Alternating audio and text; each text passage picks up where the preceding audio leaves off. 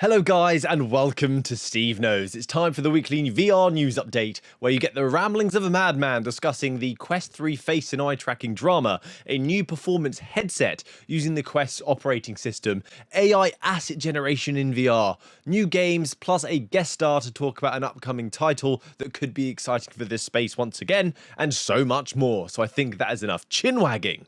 Let's get started. This is also a reminder that the Quest 3S giveaway that I have is about to end in roughly 10 days time, so enter that down below. I'll leave a link. This was to celebrate the website that is available, SteveKnowsVR.com, where you guys can go and grab 10% of any of your favourite Quest games. If the game is not there, message me and I'll add it for you, but there is hundreds readily available to you.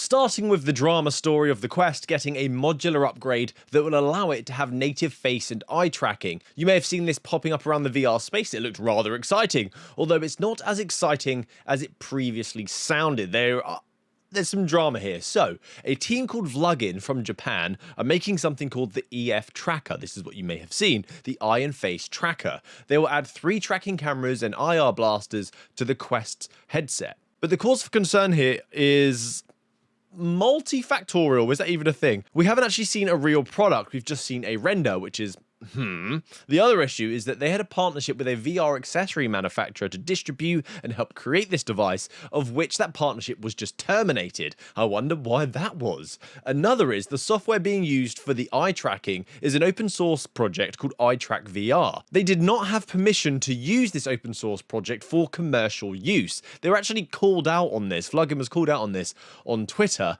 because they were saying the interface you're using is identical to iTrack VR. What's going on here? And that post was then deleted. Then furthermore, it goes on. This happened again with the open source project called Babel, used for face tracking, which they have now gone and updated their repository stating this is not for commercial use without a license, to be super clear. And it goes on again to top it off. Experts in the VR space have seen the prototype and have concerns about the potentially dangerous hardware that's being used for the human eye. And then after all of that, they have recently, on January the 16th, put out a statement stating that they will be getting all of the correct licenses. They are not a company, but tech volunteers. They're aware of the safety issues as well, and they're tackling that. Is an accessory for Quest 3 native face and eye tracking still on the cards then?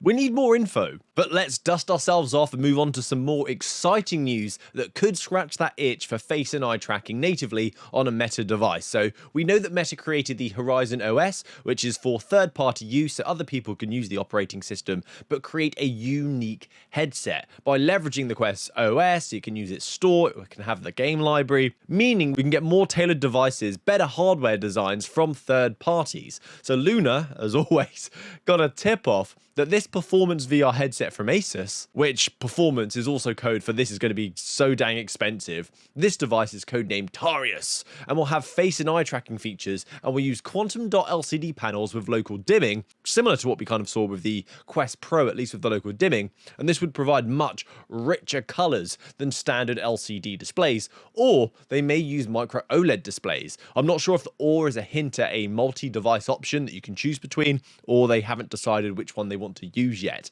because I wouldn't expect this device to try and compete with the Quest 3 or the 3S right now. It just seems ludicrous to do that. Maybe the Quest 4 or a 2026 competitor when people are ready to upgrade again. And it's pretty cool to get a name like Asus Rog behind a VR headset.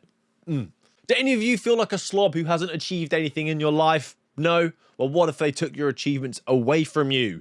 Meta's scoreboard app, which let us view our achievements in a nice per-game interface, has finally been trashed. We knew this was coming. They warned us via emails. But I find this odd because achievements still exist. If you achieve something special, you still get the notification pop up on your screen.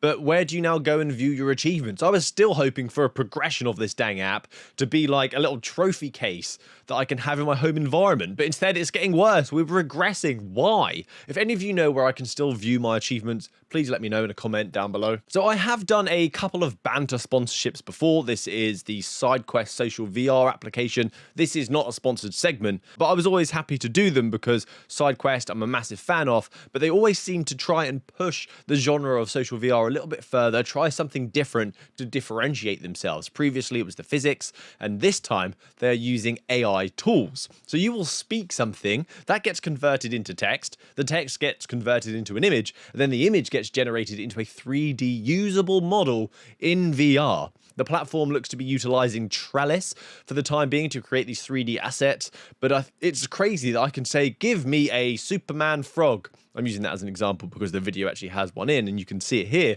And it will just create it, but it's just static content at the moment. Maybe in the next year or the next 2 years, maybe something will be usable. Create me a fireable weapon. I know Meta are looking at something like this because they've got their own AI generative model anyway.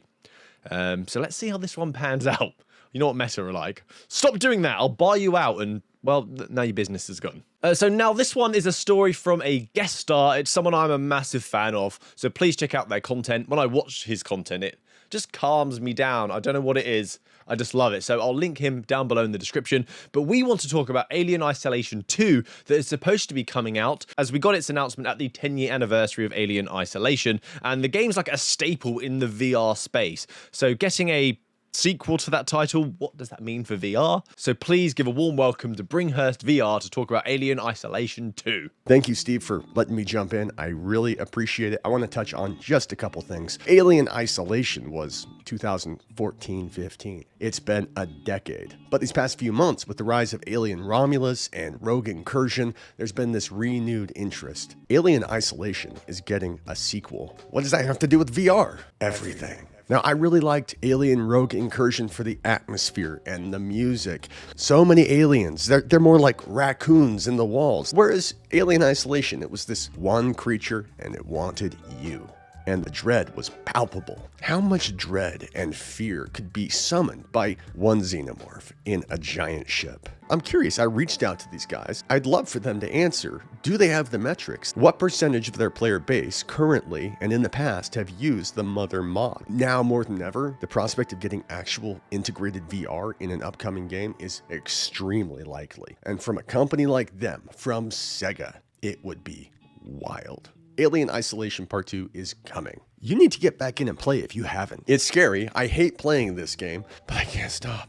And so I want to know, are you guys looking forward to that? Have you played Alien Isolation? Let me know down in the comments. I'll be watching. Thank you again, Steve, for letting me jump in here. You'll find my channel linked down below. And if you guys become subscribed to me along with Steve, I'd really appreciate it. So if you wanted to check out Alien Isolation in preparation for when this game finally gets an official announcement and release, I think CD Keys has it available for £3.50 right now, and the VR mod is for free, so I'll link that down below as well, and thank you to Bringhurst, I'll link him down below also. It is time for the quickfire news stories, a deservable mention, but I don't need to go too in-depth on them because you get the idea pretty quickly. You're not idiots. Some may be, but I know you're not, because you're here watching. So this first story actually saddens me deeply. This is a studio that released one of the first games I ever reviewed on this channel, which was Drop Dead Dual Strike. And you may know this studio from their newer titles because they were Pixel Toys previously. They're now Soul Assembly. They released Drop Dead The Cabin. Soul Assembly have announced that they are making layoffs, cutting around 15% of their staff.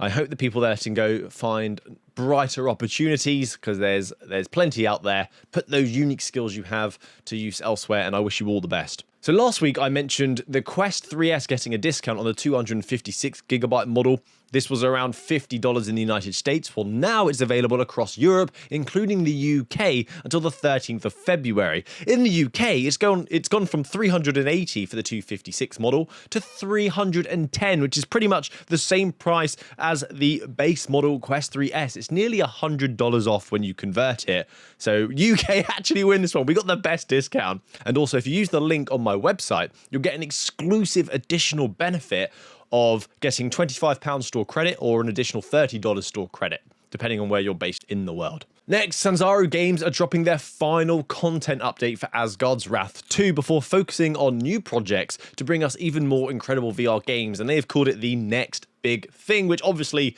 they're going to say that about their own game, but giving their history, I'm excited. I'm kind of hoping they go into a different genre, try something new, perhaps even get them a franchise license meta. That would be brilliant. Let's see what these guys can deliver next. So that's it from me today, guys. Thank you so much for watching to the end of the video. I hope there was something here for you to get excited for in the VR space. Check out the game discounts on SteveKnowsVR.com, as well as checking out Bringhurst. But more importantly, have a great week. Happy gaming. Good day.